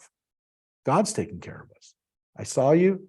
You were not in good shape. You were lying there, blood and. Let's read it. I let you grow like the plants of the field, and you continued to grow up until you attained to womanhood, until your breasts became firm and your hair sprouted. You were still naked and bare when I passed by you again and saw that your time for love had arrived. So I spread my robe over you and covered your nakedness, and I entered into a covenant with you by oath, declares the sovereign God. Thus you became mine. I bathed you in water and washed the blood off you and anointed you with oil. I clothed you with embroidered garments and gave you sandals of dolphin leather to wear and wound fine linen around your head and dressed you in silks. I decked you out in finery and put bracelets on your arms and a chain around your neck. I put a ring in your nose and earrings in your ears and a splendid crown on your head. You adorned yourself with gold and silver, and your apparel was of fine linen, silk, and embroidery. Your food was choice flour, honey, and oil. You grew more and more beautiful and became fit for royalty. So that's why I said this wasn't exactly going the way you thought this was going. Because essentially in this analogy, God finds us, we're a sick baby, takes care of us, except this isn't really a foster parent type of situation. It's not. This, we read, by the way, part of this phrase at Passover. Yeah, we actually in the Midrash, in the section in the Magid, we actually take this part out. 16:7, I let you grow like the plants that you continue to grow until you attain womanhood, until your breasts became firm and your hair sprouted, which I've always found a little uncomfortable to read around my kids. But yeah, according to this, God took care of us until we were ready to be married to God. In this analogy, God is not taking care of us like a parent. In this analogy, we are God's bride. So I will say that it's a little creepy. It's not exactly where you thought, probably where you thought this was going. You find a little baby, you raise it to be your wife. That's what just happened. I'm not making it up. You just read it. Rosemary just read it. Did you get that, Rosemary? Oh, yeah, I got it. It's kind of, daddy long legs, maybe. It's not exactly what we would see as a Yeah. normal kind of relationship, Yeah. encourage that kind of relationship today. You wouldn't encourage it. Would it have been the type of relationship that would have existed in the ancient world? Perhaps. Does it make it right? I'm not going to say I can understand it, but I can tell you that they were probably similar relationships. Now, in all fairness, it's not like God sat there and watched us grow. It actually says God came back in and checked on us.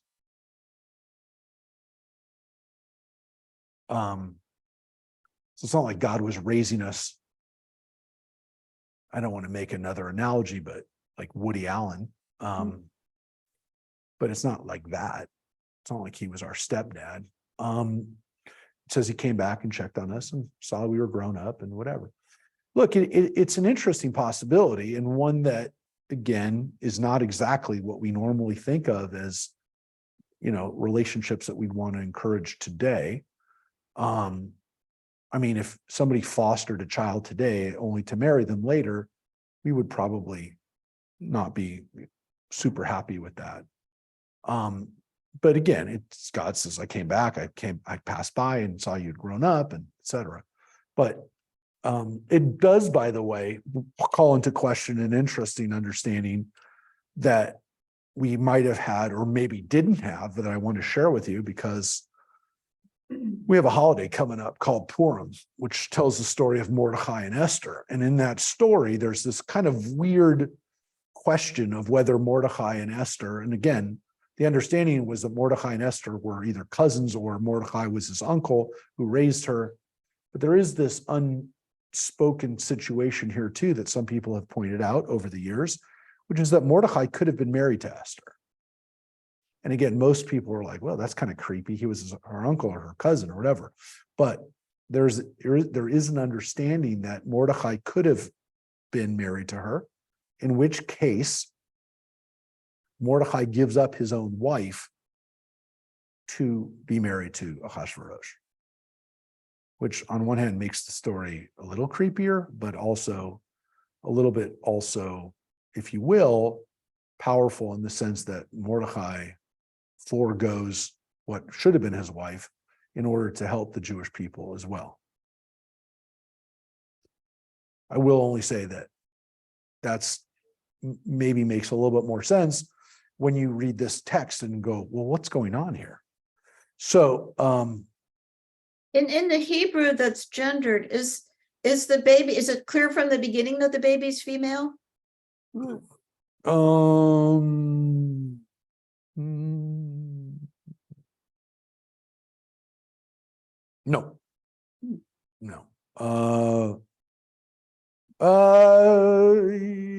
Yes.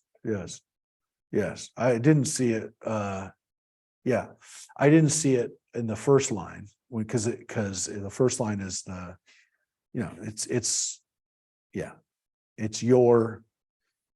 he's speaking to, God is speaking to us as a woman. It says, Moledet Taich, it would say Moledet Ticha if it was you, you male. It's you feminine. Avich, it's Avich instead of Avicha. If it was you, your father, if it was your father, male, it would be Avicha. It's Avich. I see. Imech. So instead of Imecha. So yes, it is a feminine from the beginning. Just make sure if it ever changes. Yep, it's feminine the whole way. So God took care of us, fancied us all up, made us look nice. And what happened? I took you out, right? Do we read that stuff? I might have. Hold a second. Yep. Here, we went too far. Here it is, right There it here, is, verse yeah. 14. Your beauty won you fame among the nations, for it was perfected through the splendor that I've set upon you, declares the sovereign God. But confident in your beauty and fame, you played the whore. You lavished your favors on every passerby. They were his. You even took some of your clothes and made yourself tapestried platforms and fornicated on them. Not in the future, not in the time to come. Yeah, if you don't like the word whore, you're not going to like the rest of this chapter. Because it's going to hit a lot. And that's the word. The word that's used here is not prostitution. It's not adultery. It's being a prostitute. I mean, it's being a whore. It's common whoredom. It's not anything fancy in the sense that like cultic prostitution uses a different word. This is streetwalker prostitution. This is, now again, some of this does seem to be religious in nature, and that you're going up on platforms and fornicating with people, which seems to be what the ancient, well, we know that's what ancient cultures did, including Babylonian priests engaged in sacred fertility rites and performed openly in public sexual acts. That was worship in those days, my friends. What it just said. We know it because we have pictures. We have bas reliefs that the Assyrians and Babylonians did showing these acts. So we know that they did it. So it says we did it, right? You took your beautiful things made of the gold and silver that I had given you, and you made yourself phallic images and fornicated with them. You took your embroidered cloths to cover them, and you set my oil and my incense before them. The food that I had given you, the choice flour, the oil, and the honey that I had provided for you to eat, you set it before them for a pleasing odor. And so it went, declares the sovereign God. Yeah, and this seems to go with what was going on in Jerusalem, what was going on in the temple, that people are worshiping these other gods, and they're doing it right out in public, and they're using the foods that they were supposed to be using for the temple for these gods. They're using the incense that they're supposed to be using for God for these other gods. And they're doing these acts in the temple area. And including, again, the gold and the treasures of the temple. They're using them for these sexual acts. That's what it says. Here's the really, really bad part, my friends, because if you think that that's bad. Even took the sons and daughters that you bore to me and sacrificed them to those images as food. As if your whorings were not enough, you slaughtered my children and presented them as offerings to them. So that is, again, what human sacrifice represented and what God, how God calls it out. The kids that you had, right? The children of Israel, your own children that you sacrificed, they're my children too. Which, by the way, shows us this idea that we have that God is a partner in our creation. God is a partner in our existence. And so God says, you took our children, you took the children of Israel, the literal children of Israel, and you sacrificed them and you fed them to these gods. That's a very powerful image. That's a very, very powerful image. If the sexual practices that you engaged in weren't bad enough, you actually took the children and you offered them to God, to these gods. I mean, this is insane. In all your abominations and whorings, you did not remember the days of your youth when you were naked and bare and lay wallowing in your blood. After all your wickedness, woe, woe to you, declares the sovereign God. You built yourself an eminence and made yourself a mound in every square. And again, that word, oilecha, right, is woe, oi. You built your mound at every crossroad, and you sullied your beauty and spread your legs to every passerby, and you multiplied your whoredoms. You played the whore with your neighbors, the lustful Egyptians. You multiplied your whoredoms to anger me. Now I will stretch out my arm against you and withhold your maintenance, and I will surrender you to the will of your enemies, the Philistine women who are shocked by your lewd behavior. Yeah, even the Philistine women are shocked by how you are. That's a knock on the Philistines, but obviously a bigger knock on you guys. You're so insane that even the Philistines are embarrassed. So you've been whoring yourself with the Egyptians, partly again because you just do that. I mean, you're worshiping their gods, but you're also hanging out with them. You're also making treaties with them. And so you're doing the Egyptian thing. Well, that's not the end of it. In your insatiable lust, you also played the whore with the Assyrians. You played the whore with them, but were still unsated. You multiplied your whoredoms with Chaldea, that land of traitors. Yet even with this, you were not satisfied. How sick was your heart, declares the sovereign God, when you did all those things, the acts of a self-willed whore, building your eminence at every crossroad and setting your mound in every square. Yet you were not like a prostitute, for you spurned fees. You were like the adulterous wife who welcomes strangers instead of her husband. Yeah. And so here it's pretty clear that it's not even like you're in business. You're not a high price call girl. You're just, you're essentially saying you're treating yourself like trash. And again, this, like I said, if you don't like the word whore, cover your ears, because so again, God is the wronged husband in this. Gifts are made to all prostitutes, but you made gifts to all your lovers and bribed them to come to you from every quarter for your whoring. You were the opposite of other women. You solicited instead of being solicited. You paid fees instead of being paid fees. Thus, you were just the opposite. Now, O whore, hear the word of God. Yeah. I mean, this chapter is unbelievable. I mean, I'm telling you, there are other chapters in prophecy that are pretty hard, pretty harsh. This one, chapter 16 of Ezekiel, is pretty harsh. And again, we're going to read a little bit more. You can see why, I was hesitant to start this chapter, because you got to really take in this whole chapter. I mean, literally, you get what's going on here, because normally you pay a prostitute. You were so depraved that you paid others while you were a prostitute. I mean, literally, I don't know. It's hard for me to use the word whore like this, because it is exactly the way it's used, in a horrible, horrible way. This is really disturbing. And this is what Ezekiel, or what God is saying, Ezekiel is saying to us. I mean, this is tough to hear. It's tough to hear. It's tough to hear 2,600 years later.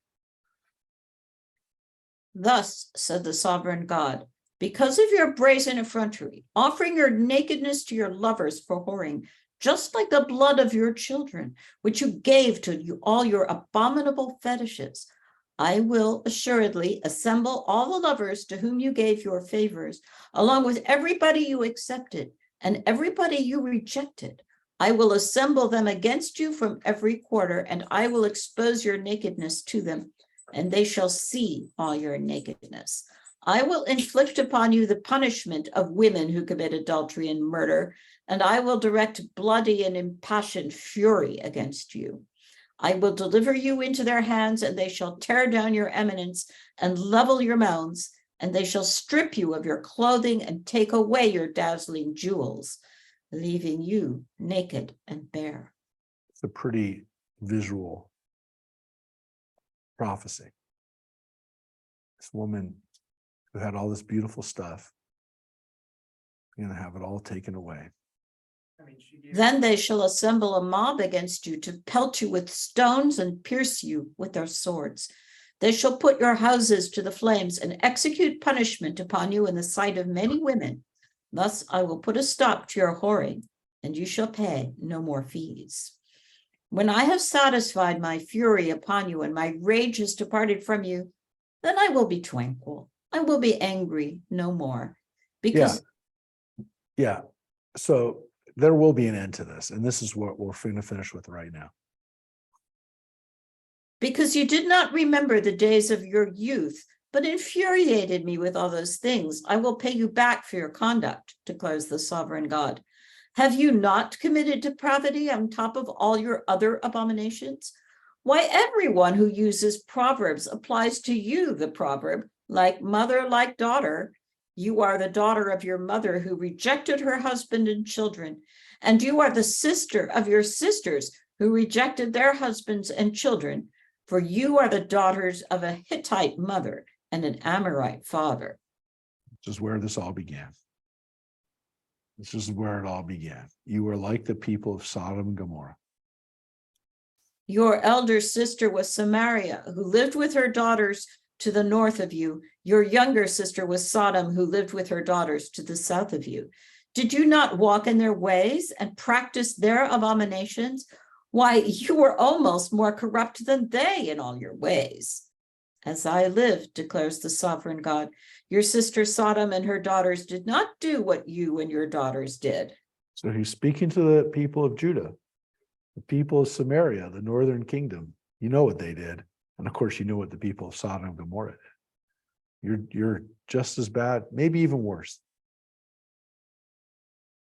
Only this was the sin of your sister Sodom, arrogance. She and her daughters had plenty of bread and untroubled tranquility, yet she did not support the poor and the needy. In their haughtiness, they committed abominations before me, and so I removed them, as you saw. Now, this is interesting because here it says the sin of Sodom and Gomorrah, as we've read in other places, was not their sexual depravity, as it's oftentimes leveled, because they wanted to rape the angels when they came there. It's actually their lack of hospitality that causes them this problem. Their arrogance, their greed, their haughtiness that they had to be punished for. They had a lot of food and they didn't share it with other people. That's what Sodom did, again, according to Ezekiel.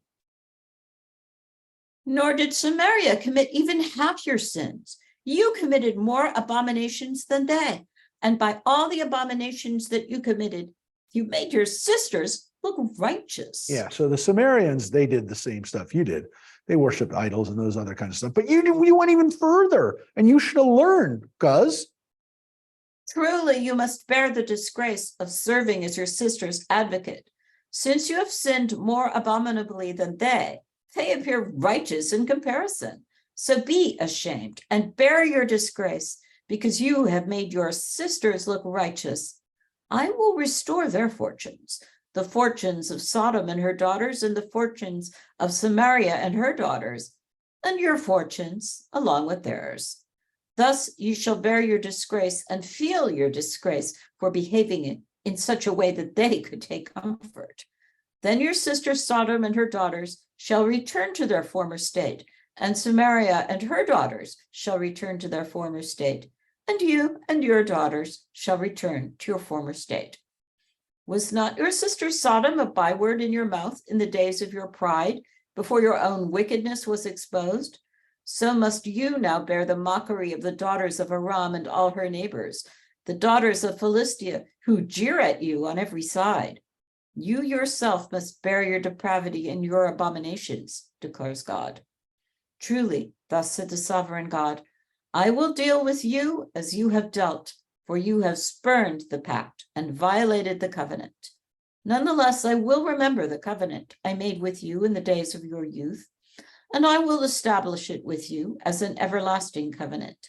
You shall remember your ways and feel ashamed when you receive your older sisters and your younger sisters, and I give them to you as daughters, though they are not of your covenant. I will establish my covenant with you, and you shall know that I am God. Thus you shall remember and feel shame, and you shall be too abashed to open your mouth again when I have forgiven you for all that you did, declares the sovereign God. So the good news is you're going to be forgiven, that you're eventually going to be restored, and that Sodom and Samaria, they'll end up living with you because they were punished, and they'll also be restored, but you'll actually get to come home. You'll actually get to be reestablished, but you will learn from it, and you'll be so embarrassed that you will, you're not going to you're not going to forget it. You're not going to forget it. It's a very powerful, graphic prophecy, obviously. And it's one that, for people who read the Bible and, kind of wonder, like, what does it say about, can we make statements about gender in this, right? Is this a statement about women? Is this a statement about, the way women were treated or whatever? I mean, I think you can see that it's not, obviously, you got to be careful about what you take away from the bad situation. Like, this is not what's supposed to happen. But there is definitely an understanding that in this relationship, and again, the men are compared to we are women in this story. We are this whoring wife in this story. We are God's spouse, and we have cheated on God in a major way, right? Not a little bit. You had an affair, but you've actually become a whore. This image will be in other parts of the prophets, especially the prophet Hosea. But this image of fidelity in marriage and sexual practice being a greater, there's a greater message or a lesson or a parable in this. This is the most graphic. Again, it's not the only place. There are other lines about it, a few lines here, a few lines, but this is very, very powerful. And we didn't touch on all of it because, quite frankly, it was right there for you to see. I didn't stop and pick apart every line of it because, quite frankly, it's fairly graphic and it's fairly troubling and it's very obvious. It's not like I had to explain it to you. I mean, it's right there.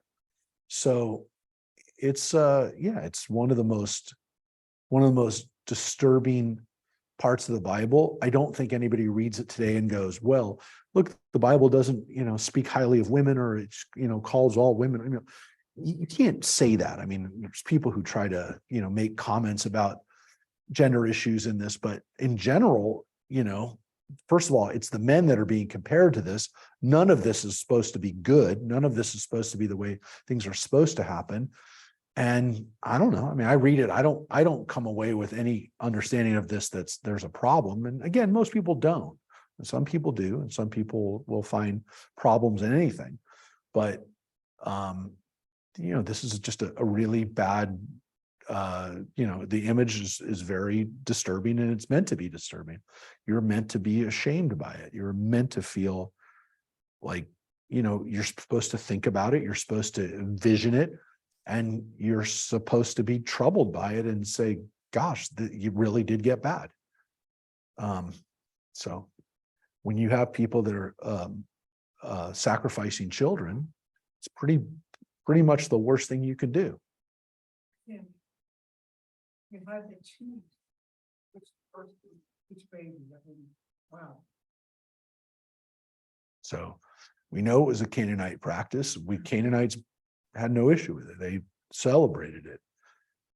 We, again, whether we were Canaanite in origin or not, at some point, we were told by God, we were told by ourselves. I mean, you just don't do that. By the way, I mean, that's why we think the story of Abraham and Isaac is to kind of be the cautionary tale of why you don't sacrifice your children. Is that this God is not going to require that, but the other gods did. And so that's the part of the story that we don't take with us, because we don't live in a culture that allows for child sacrifice. But when the story was given, it was not only accepted, it was expected. So, when the story was being told, people would look at the Jews and go, what do you mean you don't sacrifice kids? So the story today, when we read it, we kind of look at it going, why would God do that? Why would God test him that way? Because that's what everybody did. I mean, there wasn't a question that like God would have been like every other God and told people to sacrifice children. There needed to be a definitive lesson for why God doesn't do that. So yeah, it's pretty bad. And this is maybe one of the more thoughtful and descriptive ways of telling people, hey, your children are God's children as well. And when you kill those children, you sacrifice those children, you're destroying God's children too. God feels that. Killed our children. So pretty powerful section, and definitely gives us something to think about, to be so ashamed. But you, of course, have to know that story. So now you do. You've read the story from Ezekiel and taken away with you this understanding that 2,600 years ago, our people were not in good shape. So this was before before God even established a covenant with us. No, the covenant was there. No, the covenant existed. That's why I will remember the covenant. So the covenant of our youth is the covenant at Mount Sinai, right? That's the covenant that we have with God, the Brit. And God's going to remember that covenant because we've been punished. So the punishments that we're going through now will allow us to go back to that covenant. The important thing is, thank you for mentioning this. The important thing is there isn't a new covenant. Covenant still exists. We're just going to go back to it. After this period of punishment, we're going to go back to it. And so Ezekiel is explaining in a very graphic way why we have to suffer the way we're suffering right now. It's because what we did was really, really bad. And God saw that it was really bad. Yeah. Establish, no. One more. I will establish. Yeah. So you could also translate it as, I will reestablish my covenant. I will put it back into effect. The word kayamti means to essentially establish or to enforce or to raise it back up. How do you pronounce? I probably missed it. You read it. Sovereign God, because it says Adonai Yud He Vav He. So Yeah, how would you? Where are you saying? What sovereign God? How do you translate that? Sovereign God. Oh, sovereign God. Yeah, So, I mean, so yeah. when I you mean, see so the how do word, you say that in Hebrew? when you say the word sovereign, the word that they're translating there is Lord. They just don't want to put it Lord God because it's not Adonai Elohecha or Adonai Eloheinu. It's Adonai Adonai, and so they don't write it out Lord. They translated the first Adonai. They've translated this Adonai as sovereign, and then they translated this Adonai as God. Even But though, when you read that in Hebrew, how do you read that? Do you just read that Adonai Adonai? correct. Okay. Correct. You mean as you're reading it? Yes. Yes. Yes. See, this is Kiko Amar Adonai Adonai. Oh, okay. Actually, that's the Haftarah. I give you the.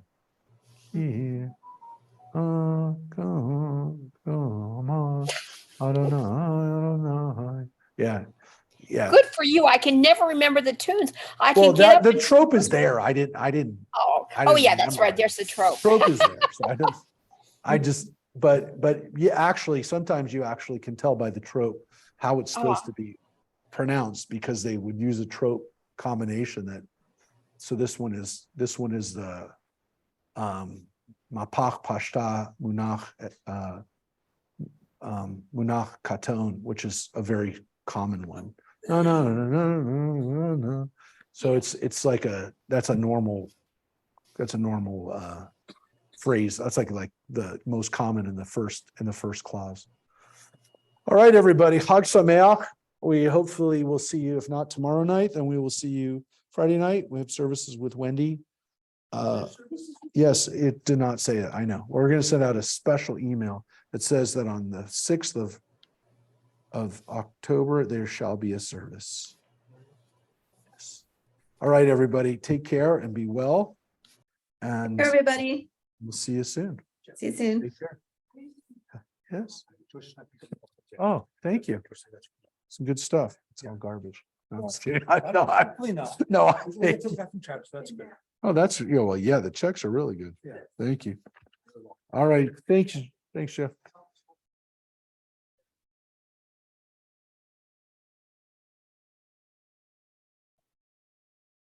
Right or no right?